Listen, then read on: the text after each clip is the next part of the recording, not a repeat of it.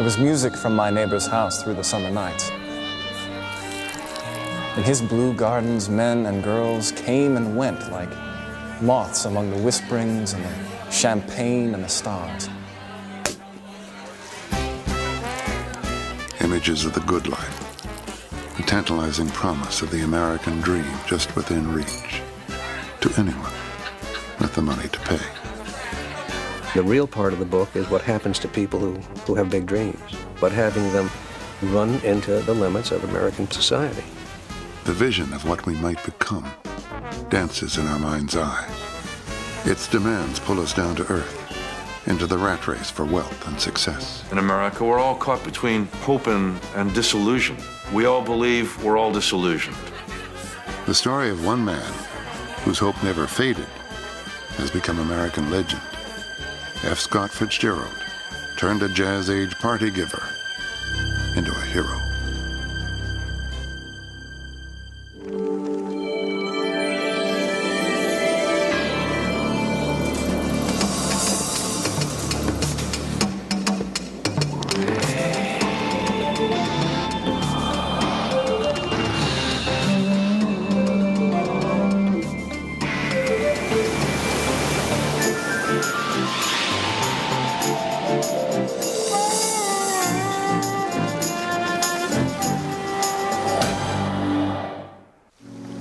The tale of J. Gatsby begins in summer, 1922, on the Long Island shore. Gatsby has set up house in the town of West Egg, the biggest house he can find. He has come to win the woman he loves, Daisy Faye Buchanan, who lives just across the water with a green light at the end of her dock. He stretched out his arms toward the dark water in a curious way, and far as I was from him, I could have sworn he was trembling. I think the first thing it's about is a man who tries to create himself, to invent himself through his imagination. Gatsby simply is dissatisfied with who he is as an individual, where he comes from, and he begins to intuit that there's a larger life out there, a more elegant life. So he begins to invent himself along those lines. And I think it's this that Nick Carraway sees and admires, that is the effort and the dedication that he has brought to creating himself. Nick Carraway, a young bond salesman and Gatsby's next-door neighbor, is the narrator of his tale. It was an extraordinary gift for hope, a romantic readiness such as I have never found in any other person, and which it is not likely I will ever find again. But there is something very touching about the notion that you can go from rags to riches. And that's something that happens to Gatsby in this book. He literally comes out of Nowhereville in the Midwest, and by the time we meet him in the story, he has this fabulous house that's kind of like a Disney castle on Long Island, full of wonderful objects and mesmerizing friends. There was that strong sense in Gatsby of a dedication to an ideal self that he could make of himself. Gatsby is mysterious. There are rumors of underworld connections, bootlegging.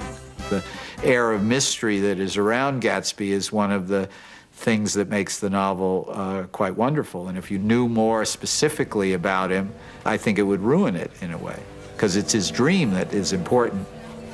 Gatsby throws huge parties in his house, inviting the rich and the famous. The Gatsby style, the lavish scale of it all, is meant to seduce Daisy. Certainly, it has seduced us. The Great Gatsby defined an era, the Roaring '20s, when America thought the good times and revelry would never end. And over 8 decades, Gatsby has become a part of us, a fixture of our culture. The movies made him a star with several film adaptations. Warner Baxter was the first to play Gatsby in 1926. Alan Ladd did the honors 23 years later in the 1949 movie. Robert Montgomery presented Gatsby on television in 1955. So did Robert Ryan in a 1958 Playhouse 90.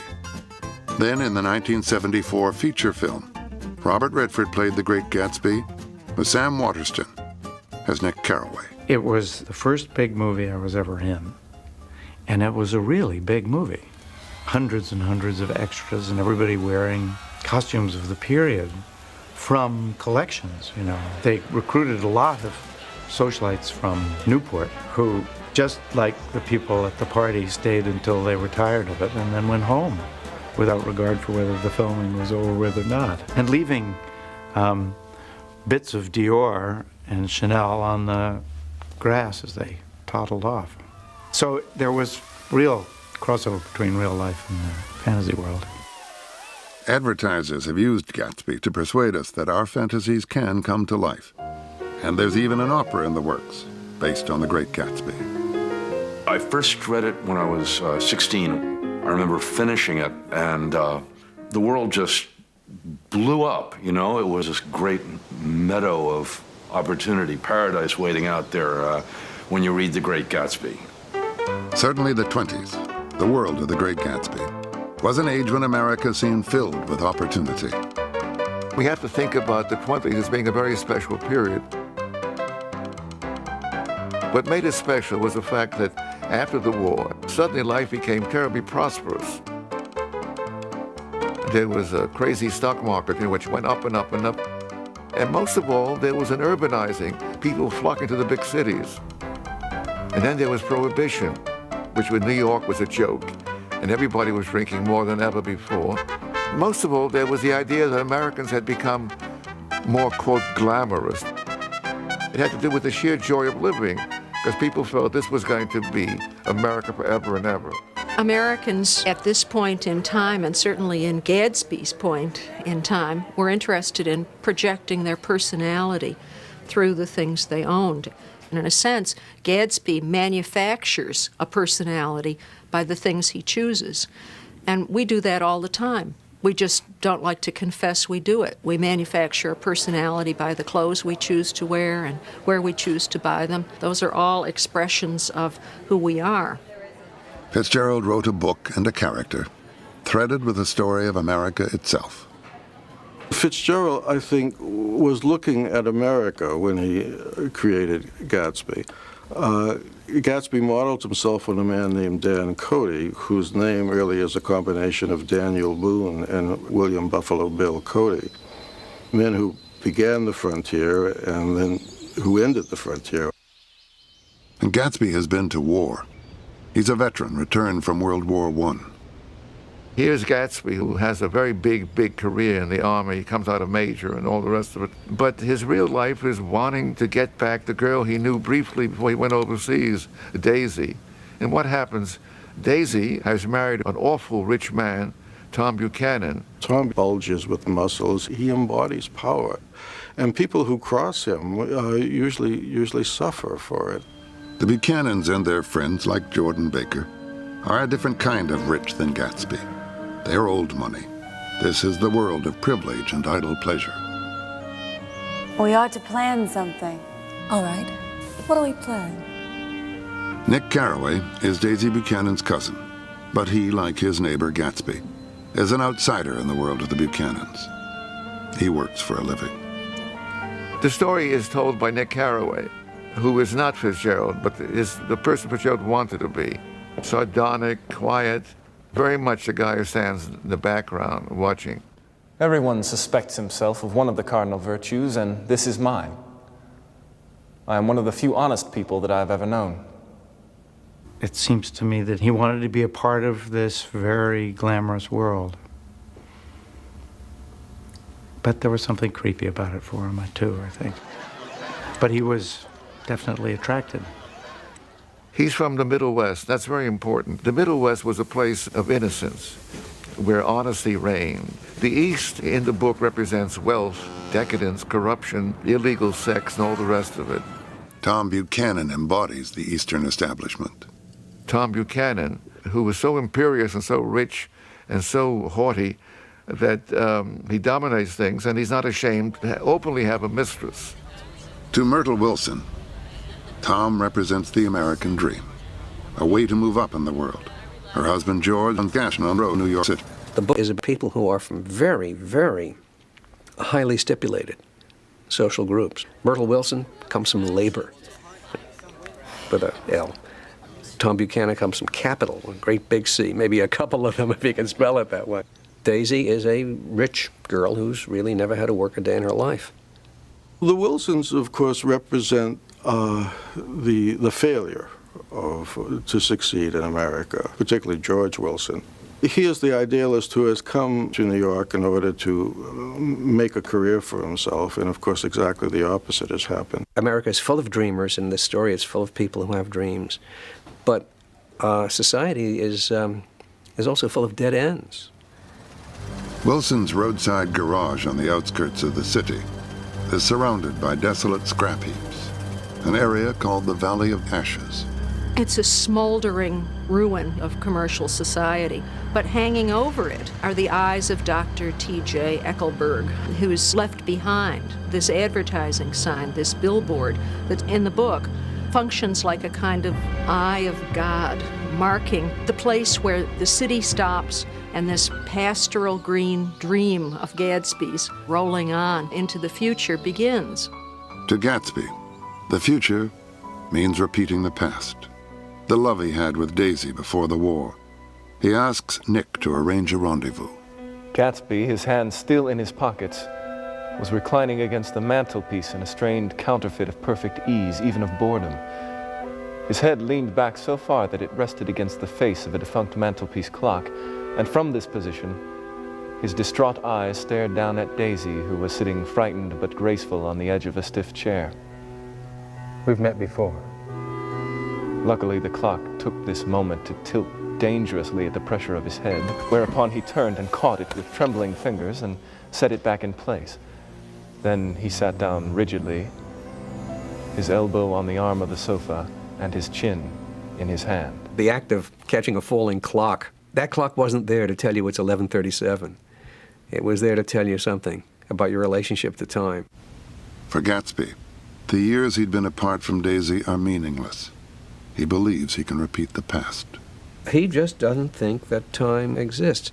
But of course, Gatsby is by no means freakish in his idea that time can be changed. Every American looks back to the past. Every American thinks he can change the past and go back to it and make the present as good as it was when he was a child.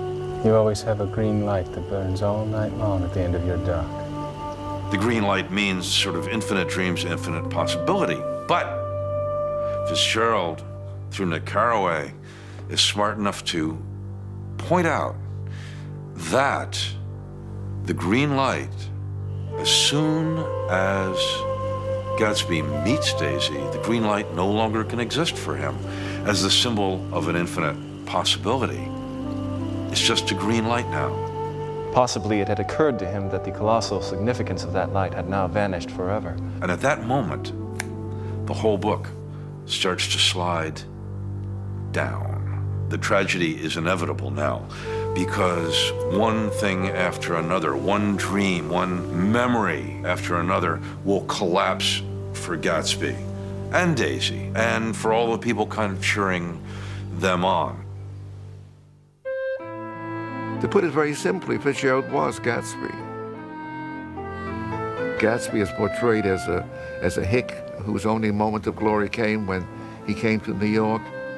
Fitzgerald really felt déclassé the way a Gatsby did. Like Gatsby, Fitzgerald was a Midwesterner, born in St. Paul, Minnesota, the son of a well-bred but unsuccessful businessman, Edward Fitzgerald, and Molly McQuillan, daughter of Irish Catholic immigrants. If you go to St. Paul and you look at the houses in the area where he was born, you get a real insight into his background, because he was born on a street, Summit Avenue, where there are some of the most beautiful houses in St. Paul. And then you have the house where Fitzgerald was born in the middle of all of this great splendor. And you can see right there that he was, as he once put it, a pauper among millionaires. And he was always, all throughout his life, conscious of his position. Even as a young boy, Fitzgerald was driven to write, and thrilled by his first appearance in print at the age of 13. The St. Paul Academy published his mystery story in the school paper. Like Gatsby, Fitzgerald had ambitions beyond the Midwest. He left for the East, first for prep school, then to college in Princeton. Fitzgerald is trying to do in his own life what Gatsby tries to do. I mean, Fitzgerald early in his life had this romantic fling with a woman named Ginevra King, who was this beautiful, rich debutante from the Chicago area whom he met when he was home from college. And she was as unattainable for Fitzgerald as Daisy Buchanan is for Gatsby. I mean, Gatsby himself is an outsider trying to win the beautiful Daisy Buchanan, who is the consummate insider, and trying to make his way in the society of Tom and Daisy Buchanan, where he really isn't wanted. She's got an indiscreet voice. It's full of... My voice is full of money. At the beginning of the book, when he sees Daisy again, he has this wonderful sentence that her voice, which is so wonderful, it's a voice he caught perfectly, that come hither quality, which in our time Jackie Onassis perfected. She spoke in this low, quiet voice, making you, especially gentlemen, come closer and closer. We haven't met for many years. That was it. I never understood before. It was full of money. That was the inexhaustible charm that rose and fell in it, the jingle of it, the cymbal song of it. High in a white palace, the king's daughter, a golden girl. Another model for Daisy was surely a dazzling Southern belle named Zelda Sayre. Fitzgerald met her after he left Princeton for the Army. He was stationed for training in Montgomery, Alabama. Zelda was the prettiest girl in town, the most sought-after, flashiest, sexiest girl in town. And of course, that's exactly the kind of girl that Fitzgerald would go after, the one that everybody else wanted. Fitzgerald always had to have the top girl, and Zelda was the top girl. Fitzgerald married Zelda in 1920, the same year his novel, This Side of Paradise, was published. It was a great success, and Scott and Zelda were living high. Accounts of their escapades, like dancing in the fountain at New York's Plaza Hotel, made them a legend of their time. The Plaza Fountain always reminds one of Zelda and Scott dancing, throwing themselves into the fountain, doing transgressive things, as Gatsby could give parties that went on until all hours with strange people playing the piano and drunks in all the corners. Right from the start, they had this image of being this fun-loving, high-living couple. They did become kind of the first celebrity couple. Fitzgerald kept scrapbooks, and his scrapbooks are filled with little gossip column tidbits about them. You know, they were at this club last night, and they were doing this night. And to some extent, I think the fascination with Fitzgerald that exists to today remains as a result of that kind of cult of excitement and celebrity, that aura that surrounds the Fitzgeralds. When The Great Gatsby was published in 1925, the glittering world and the great romance seemed straight out of Fitzgerald's own life with Zelda. Malcolm Cowley, who was a friend of Fitzgerald's and, of course, also one of the leading critics of the 20s, said that Fitzgerald was like a little boy who had brought the prettiest girl to the dance, because he always had to have the prettiest girl. But he was also like that little boy standing outside the dance, looking in at the dancers, wondering who had paid for the dance. I mean, he was both trying to become an insider and always aware of his outsider status. The high life of Zelda was putting Fitzgerald in debt. To pay the bills, he had to sell short stories to magazines like the Saturday Evening Post, stories he felt were beneath his talent.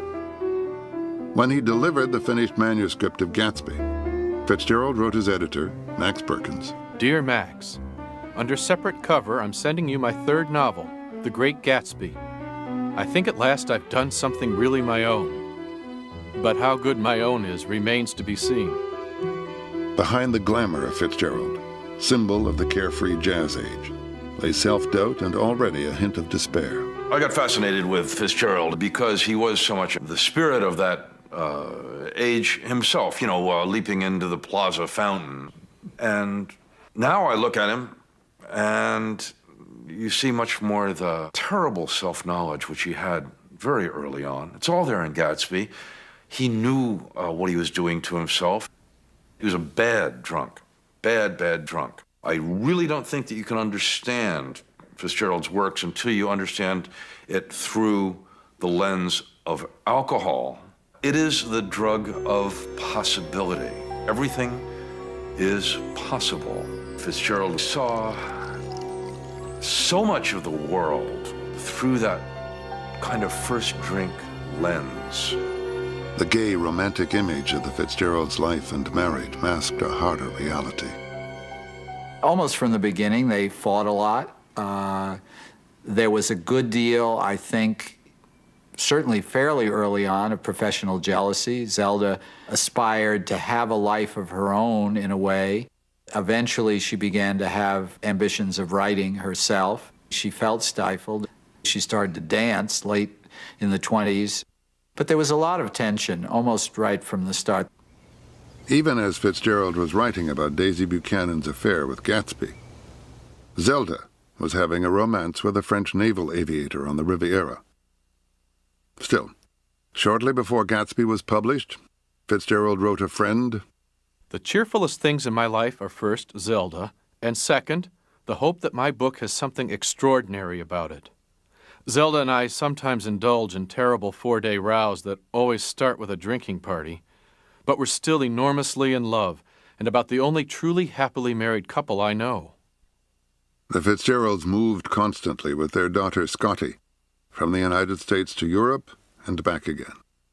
Zelda's mental condition worsened. She had a series of nervous breakdowns starting in about 1930 and really was never healthy thereafter. I mean, she was in and out of institutions. They lived together for short periods of time, and then she would have another relapse and she would go to a clinic. Eventually, Zelda had to be permanently institutionalized and Fitzgerald's expenses mounted. In the 30s, he went west to Hollywood to try his hand as a screenwriter. He wasn't a success in Hollywood in terms of, again, creatively. Somehow he was always rewritten to the extent that he wasn't given screen credit, but he was paid, and so he had made a lot of money. And that enabled him to pay Zelda's bills, to pay Scotty's tuition bills, to pay his debts to Scribner's and to his agent. He was very careful to pay off his debts. I mean, he was profligate, but he was always aware of how much money he owed. He didn't have very many debts when he died, if any. He was a very moral man, and he lived a very moral life in spite of the fact that it was a disaster. But, you know, he paid his bills, and he sent his daughter to college, and he took care of his wife, and he wrote what he had to. And he left an insurance policy behind. Yeah, he was a very moral man. Fitzgerald would die of a heart attack in Hollywood in 1940 at the age of 44. At the end, he had a relationship with another woman, Sheila Graham, the gossip columnist. But he never left Zelda. It was a tragic love affair, but it was a constant love affair. He never divorced her, and there was never even any question that he would divorce her. And they remained in some sort of beyond technical way true to one another. Even when they were most estranged, they still wrote very affectionate, nostalgic letters back and forth to each other. Oh, Zelda, this was to have been such a cold letter, but I don't feel that way about you. Once we were one person, and always it will be a little that way. Echoes of Fitzgerald's romantic faith ring through the pages of Gatsby. A faith that overcomes time and the disillusion of life. The thing that makes it so remarkable is that Fitzgerald really believed in love. He really believed in being in love. I mean, it's something which is faithful, lasting, deep, profound. The book is not about sex, it's about love. That there's nothing like it in the world. Gatsby is often called the greatest novel of the 20s, I think it is. The Great Gatsby captured what is called the Jazz Age, and the Jazz Age was known for this air of infinite, everlasting merriment, you see. Everybody was going, you see. This was before the stock market crash, before the Depression and World War II. New York City, where Gatsby and Nick and Tom Buchanan made money, was a boomtown with no thought of the future.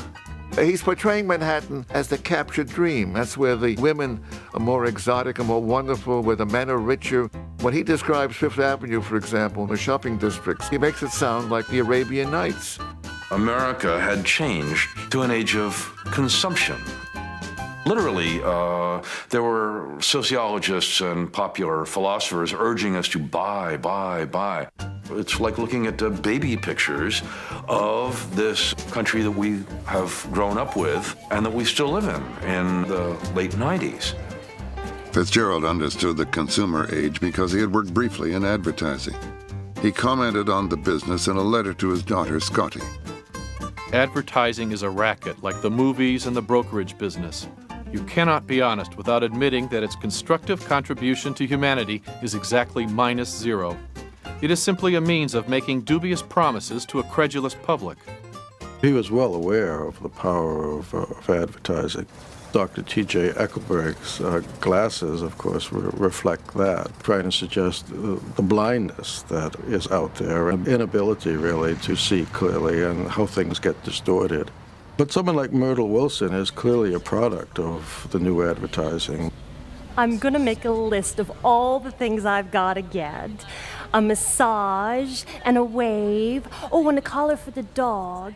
Consumers of the 1920s were surrounded by media images, from magazines and from the movies. The cult of celebrity is created in America at exactly the same time that F. Scott Fitzgerald is writing Gatsby. It's people like Mary Pickford, for example, and Douglas Fairbanks, who become overnight celebrities and whose doings are followed and whose clothing is copied and whose possessions become the envy of the world.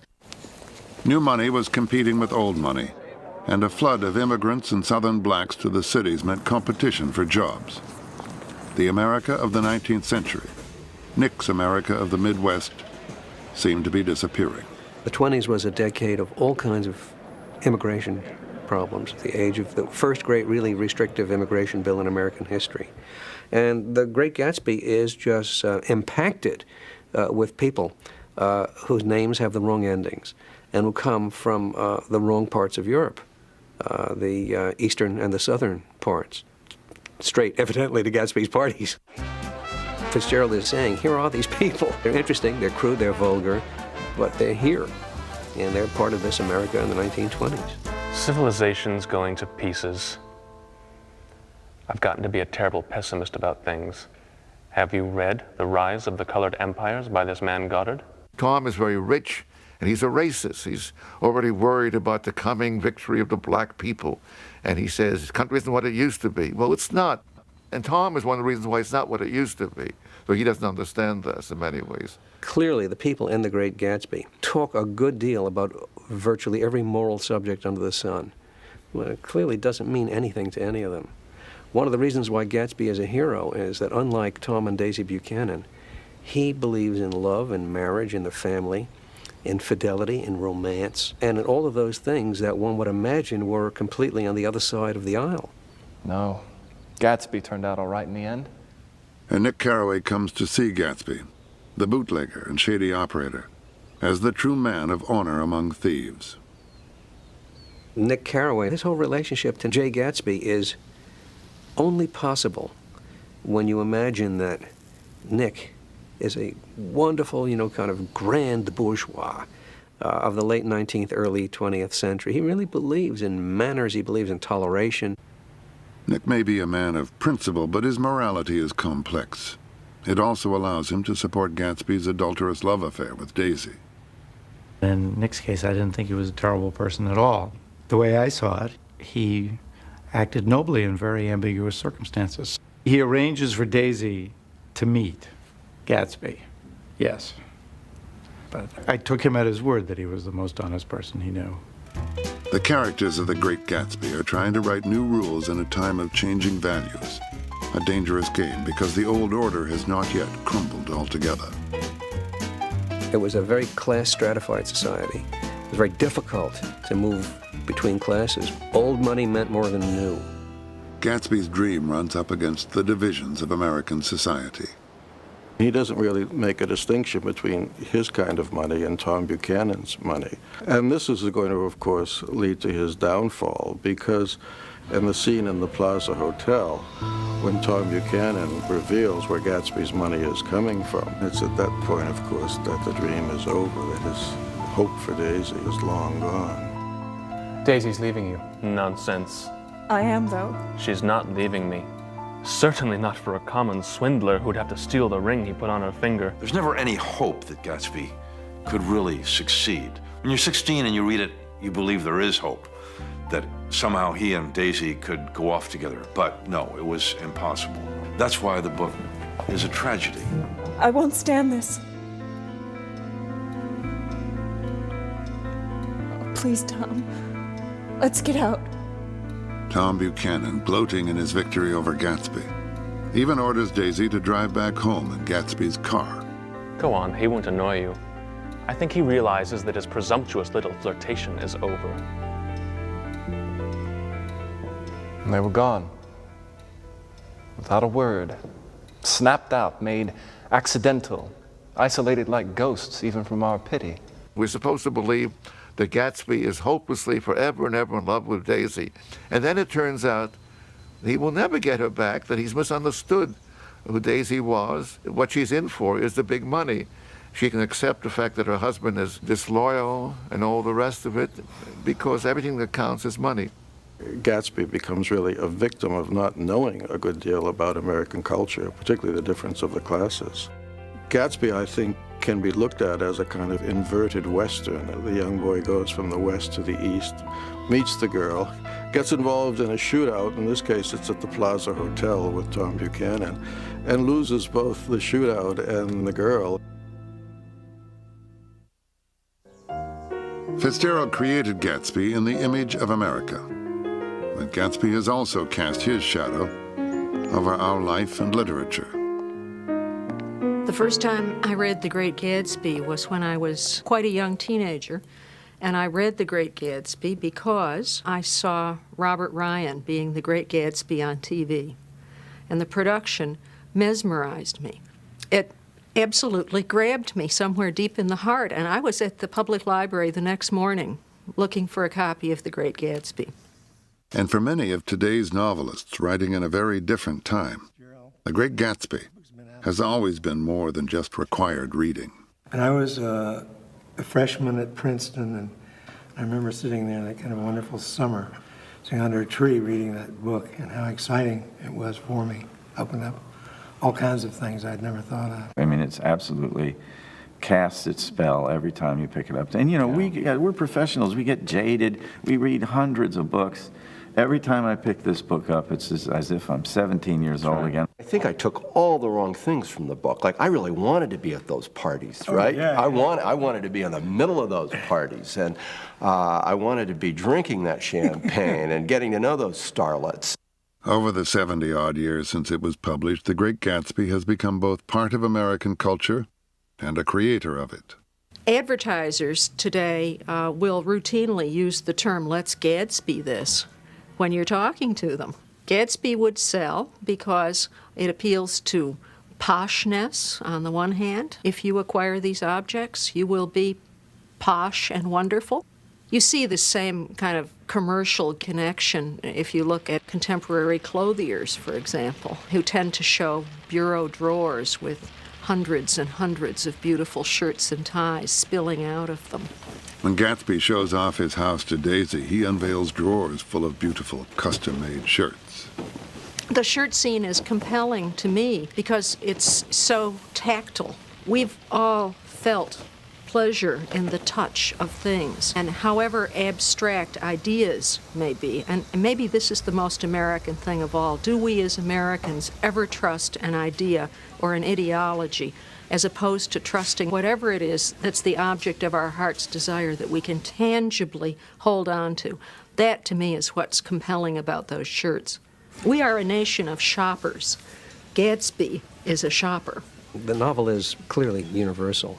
And the reason for the universality of this is that it kind of matches Western experience over the last century and a half. Everyone understands the idealism of becoming better, richer, better looking, more fortunate, more loved. And Fitzgerald knew people wanted a story in which there's a genuine striving to fulfill this really central idea of the West over the last century, becoming. All these other things, success, money, consumption, they're only reflections of that idea. They're not the idea. But Fitzgerald worried about how Gatsby would be understood. When he delivered the book, he wrote Max Perkins, his editor. Dear Max, by now you've received the novel. There are things in it I'm not satisfied with in the middle of the book, chapters 6 and 7, and I may write in a complete new scene in proof. Fitzgerald was even unsure about the title. I hope you got my telegram. Trimalchio in West Egg. Well, the only other titles that seem to fit it are Trimalchio and On the Road to West Egg.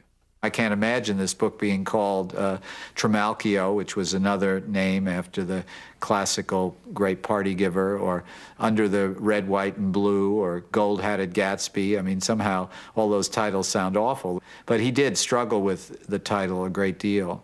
He struggled with the book. Even in galleys, he was rewriting it up until the very end, and rearranging scenes and rewriting sections of it. In fact, when The Great Gatsby was published, it received only a lukewarm reception. Most reviewers missed the mythical dimension of the story. In other words, they thought it was the story of a bootlegger on Long Island falling in love with a rich girl. When The Great Gatsby came out, it sold 20,000 copies. This is not a lot for an author who had achieved so much popularity with his first book about Princeton, This Side of Paradise, and had become a cult figure.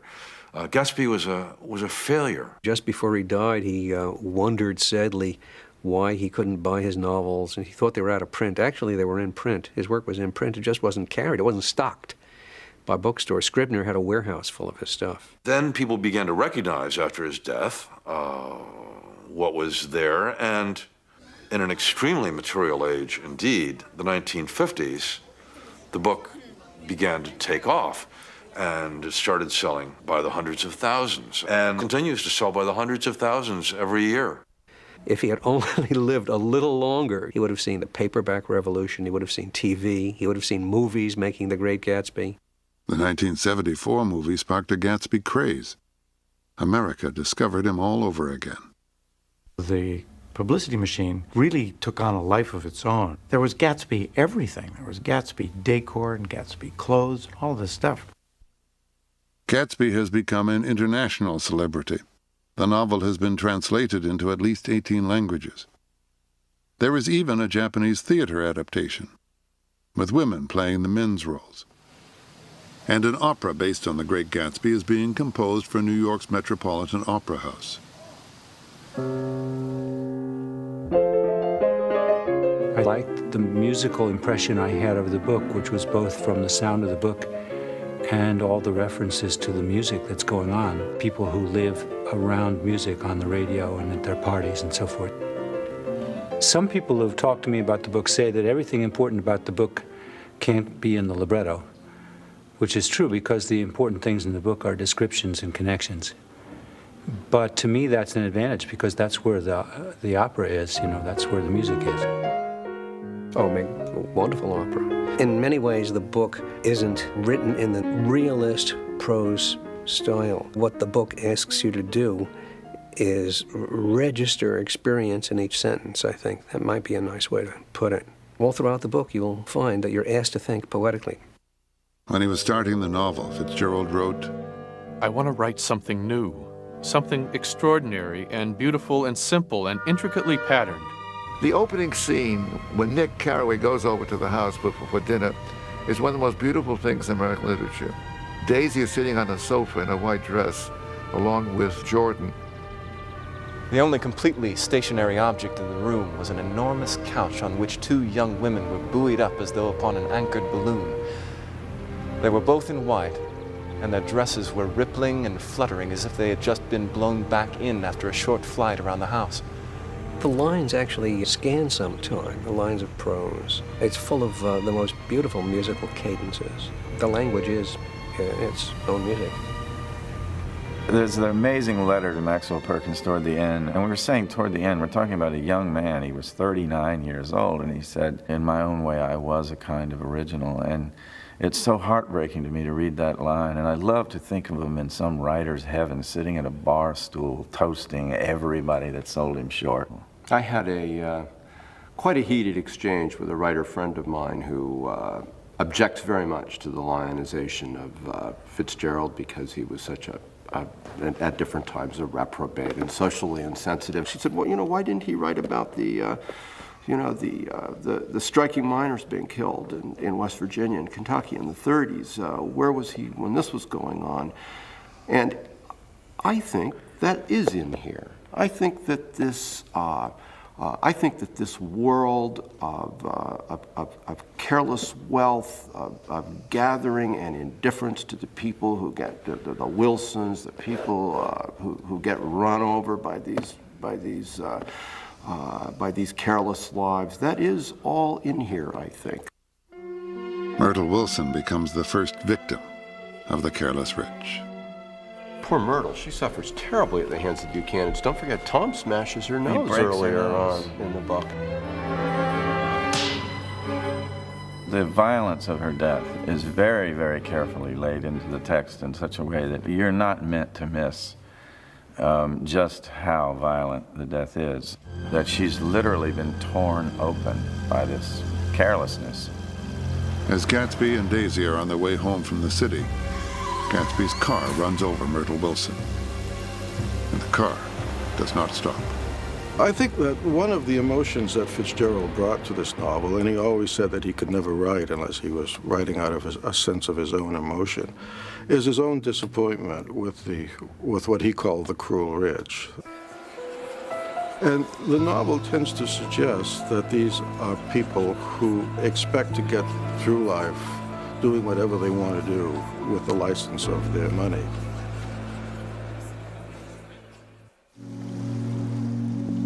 Helped a friend deliver a yacht one time, and we sailed right past where Gatsby would have lived.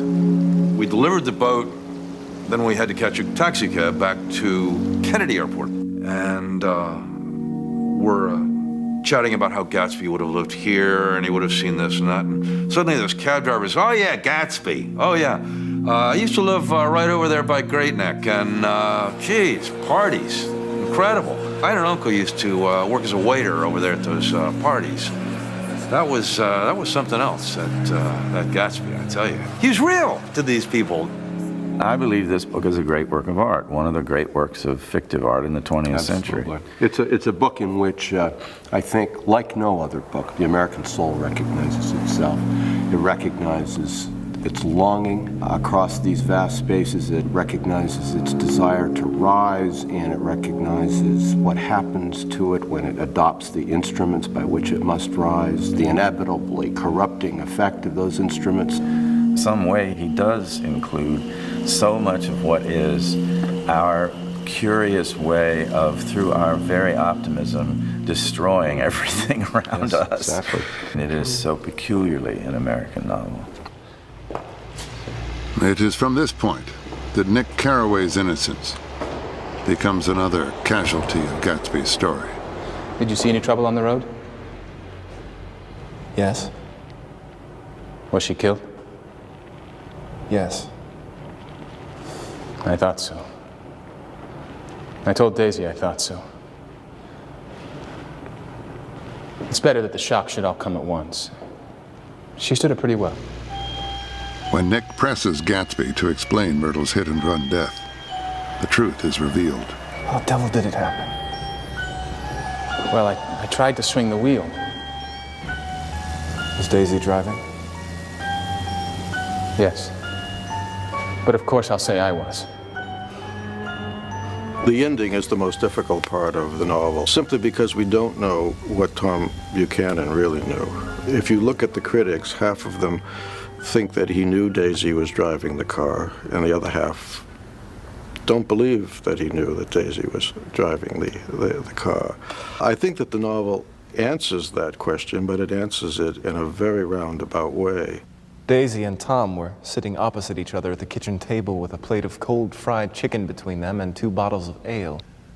He was talking intently across the table at her, and in his earnestness, his hand had fallen upon and covered her own. Once in a while, she looked up at him and nodded in agreement. They weren't happy, and neither of them had touched the chicken or the ale, and yet they weren't unhappy either. There was an unmistakable air of natural intimacy about the picture, and anybody would have said that they were conspiring together. The thing that was shocking to him was that after this stupendous disaster that in its aftermath, the salvation of the sort of social situation so governed everything that they knew exactly what to do, how to revert to the proprieties and to what would look all right. The suggestion there is, at least to me, that Tom knew that Daisy was driving the car and that Gatsby was not driving it. This is very important because when George Wilson comes to Tom Buchanan, believing that it was his car, Tom tells him that it's Gatsby's car and gives him the impression that Gatsby was driving. And if Tom really knows that Gatsby wasn't driving the car, then he really becomes complicit in Gatsby's death. I mean, he pulls the trigger, so to speak, by sending George Wilson on that mission to kill Gatsby. Wilson avenges his wife. He shoots Gatsby to death in his swimming pool. And I think that the novel, in its final summary, its final remarks about what Fitzgerald would call the cruel rich, wanted to turn the screw one more time. What I think he did was to suggest that Tom did know. And to that extent, Tom is as guilty as Wilson in the death of Gatsby. And with the death of Gatsby and his dream, Fitzgerald may have been saying something more about America. I think Tom and Daisy are the least of our troubles in that novel. Tom and Daisy seem to me to be very minor characters indeed, of almost no consequence, as the crime is of almost no consequence, except that it ultimately creates that moral order that suddenly intervenes and puts Gatsby beyond our reach forever. The American dream kills Gatsby, his own aspirations to have it all, to remake his past, to be somebody different. That's what kills Gatsby. It's an epic novel. It's about Icarus, who flew too close to the sun. Icarus was so pleased with his waxen wings that he flew too close to the sun, the wings melted, and down he went. That's why it's so hot in this story. It's the hottest story ever written, maybe. Hot, hot, hot. This is a novel of dangerous summertime. The mythological part of the book is the dream. The real part of the book is what happens to people who have big dreams. Gatsby ends up being a mythical character because he never loses his belief in possibility, I think. He is disappointed, but not disillusioned, I think. Nick Carraway is disillusioned, and he goes back to the Midwest where he hopes that things will be honest and pure and clean. Ultimately, although Gatsby may be done in by the American dream, I don't believe that the American dream dies. I believe it goes rolling on out there. What he was saying about America, and he said it in the very last page of The Great Gatsby, more beautifully than anybody ever did it, is that America is the country of lost innocence. As the moon rose higher, the inessential houses began to melt away, until gradually I became aware of the old island here that flowered once for Dutch sailors' eyes. A fresh green breast of the New World. See, the book is a great elegy to the American dream. That's what it really is. It's one of those experiences that for me has never lost its magic. I still open the book and I still read about Gatsby's shirts and I still see the spot of green on the end of the dock. And there are times when I feel maybe I've deluded myself all these years and it's not possible to get to that spot of green. But then the minute I close the book, I say to myself, no, brace yourself, girl. You're going to get there. Fitzgerald always lived in dreams, and he accomplished them. He thought that America lived in dreams and would always have nightmares as a result. And that's why he's so touching to us, because he caught the whole conflict at the heart of the American dream, which is that no one can be rich and happy forever and ever, except that his characters act as if they could, you see. Gatsby believed in the green light. The orgastic future that year by year recedes before us. It eluded us then, but that's no matter. Tomorrow we will run faster, stretch out our arms farther, and one fine morning. So we beat on, boats against the current, borne back ceaselessly into the past.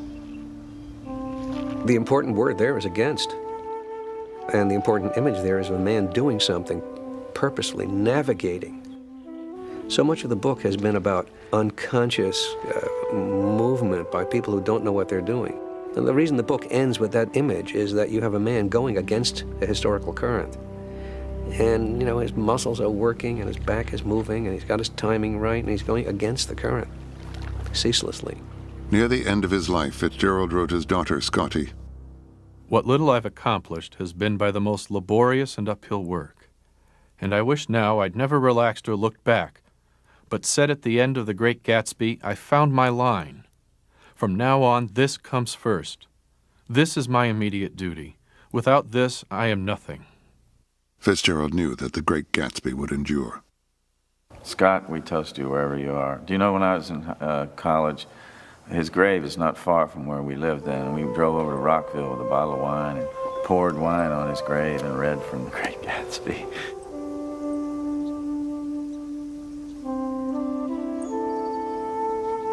Fitzgerald's tombstone in Rockville, Maryland, is inscribed with an epitaph, the very last line from The Great Gatsby.